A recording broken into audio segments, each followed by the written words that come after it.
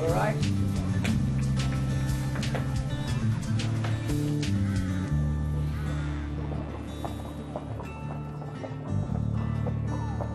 Nicky, 2 weeks to go before the Cheltenham Festival. Horses seem in good form? You'd be happy where we are. Work's gone well, weather's gone foul, but no, we're getting there, and there's bits to do, but no, I think so far so good. I think he's done everything right all year, to be honest with you. I was nervous even going into the Jerry Field and we started in, which was a handicap. I didn't think he was very well handicapped, but actually it turned out he was absolutely thrown in. Yeah, you'd like him to go and win this now, because that would just get the whole thing off to a good rolling start. And then sort of funny enough, if you can find one, you can sort of, it takes the pressure off a bit, and it'd be a good way to start. But I think Willie's horse sounds pretty smart. We can see that he handles soft ground. Will better ground, will that be against him? Or no, we think it'll help him. Funny enough, he's by King's Theatre. I know he came from France, but he is by King's Theatre, and most of them would want better ground. I don't think he'd do him any harm. He's not short on pace. I said to Barry the other day, would you ever have any thoughts about switching to 2.5? There were 2 horses we were talking about that about, but in neither case, that was Joss's Hill was the other one. Would you want to go any further? No. I forgave him Doncaster, but then the next time, what about this jumping? Ask the jockey. He's the one that genuinely believes in him and thinks that this is realistic. And I said on Saturday, would you want to switch him to 2.5? No, because Barry thinks that the faster you go, the better his jumping will be. That was 2.5 at Kempton. We were on a schooling mission there. It was our way of trying to win the race. He didn't win, but he had to teach him that day. And apart from, there was one he just rather launched himself at. Otherwise, we were happy. And he thinks that the better pace. Now they're going to go a real gallop here, because Ernest is going to go somewhere near 1 million. And Barry actually rode him once in France, so he knows him quite well. And he feels that it'll help us. Would you consider a set of cheek pieces or something to help him jumping? No. No. No, I don't think he wants that. He's got to learn he's got tremendous scope, and he's got fantastic. He's actually a brilliant jumper, and he's got great scope. But he's just got to learn how to put it all together. I don't think he needs. No, I definitely don't think he needs that. But I think he needs to. He had the education at Kempton. As Barry said, if he'd won a neck instead of getting beaten a neck, everybody would have said, "Good, yeah, well done." That was okay.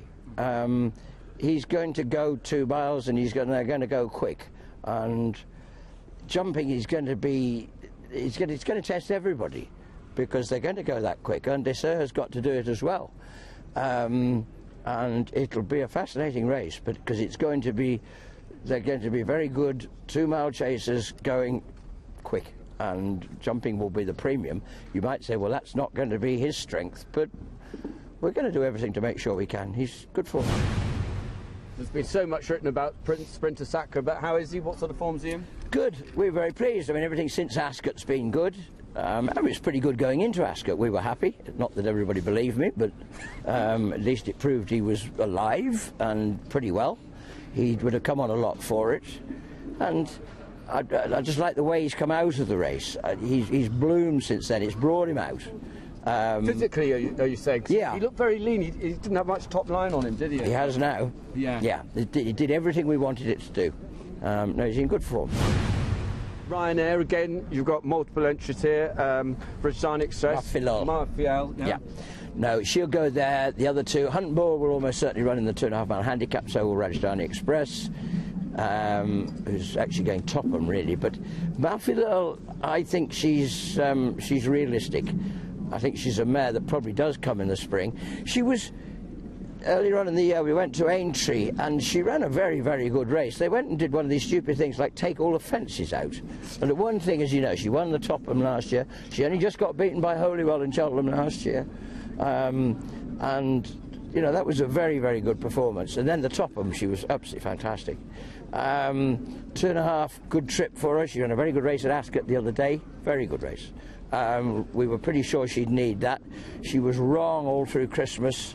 blood and track washes, everything was wrong.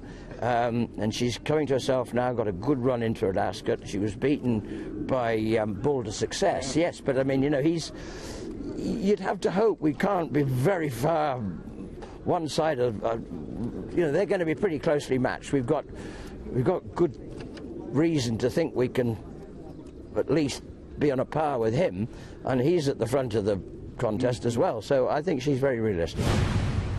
Blue Fashion and Whisper, we've sort of rather admitted defeat. We'd beat that.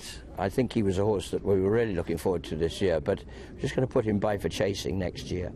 Blue Fashion and Whisper, they're going to come in instead, well, not instead, as well of. We were thinking about 3, but they're definitely going to go there.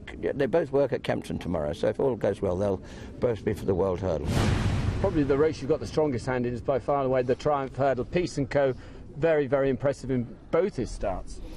I think actually all 3 have finished up on really high notes coming in here. Yeah, it's a good hand to have, and it's nice to be able to run all 3 of them, because they need to be running in it, to be fair. It's the championship 4-year-old race, and if you've got to run 3, you've got to run 3. I'd rather have 3 than 1, but if you only had 1 of them, you'd be fairly happy, but luckily I don't have to decide which one, and I'm not going to try and find out here. The other 2 being obviously Top Notch and Hargam. All sort of different types of horses as well, so you've got all bases covered. Little Hargand, I say little, he and Top Notch are not very big, but they're very tough. They know their job, and they've been very professional. Peace & Co, least experienced, great big rangy horse, jump a fence in years to come. Not saying the others wouldn't, but they don't look that sort of type at the moment. They look ready-made 4-year-olds, whereas Peace & Co's a big, he'd have the scope for the future, but they're all, you know, they're good horses, I think, and they're good 4-year-olds. And in the big one, Bobsworth, how's he? Good. I mean, you know, again, it wasn't everybody's cup of tea in the Lexus. We only wanted to, he won it last year, I know. But he didn't win the Gold Cup either, so maybe the other way around this year. He didn't win the Lexus, but maybe he's going to win the Gold Cup. Yeah. I mean, he was actually beaten fine the Lexus in the end, was he? No. I mean, it was very wet ground. I mean, he does love good ground, and if he could just get onto some better ground. Barry said if you can get the same horse to Cheltenham as was in the Lexus on decent ground, he'll be thereabouts. Obviously, the handicaps are difficult. I noticed you've got 15 in the Coral Cup. The one that I like the look of, Full Shift? Possibly, or the Martin Pipe, maybe. Okay. Yeah, he's in good form. He's going to go and gallop at Kempton tomorrow, and yeah, he's coming in there fresh and well. Would Dowland go for the Coral Cup? Attempts, I would think. Okay. We tried him 3 miles at Musselburgh. Good ground was probably the crux of that. He was very impressive. He's won his last 3 starts. He's been doing it well. But that was the easiest he found it. I think the trip helped him. I think the ground helped him even more than that. So we'll probably stick to the Patemps. But again, the handicap, he won a bit too easily. He's got as high as he needs to be honest.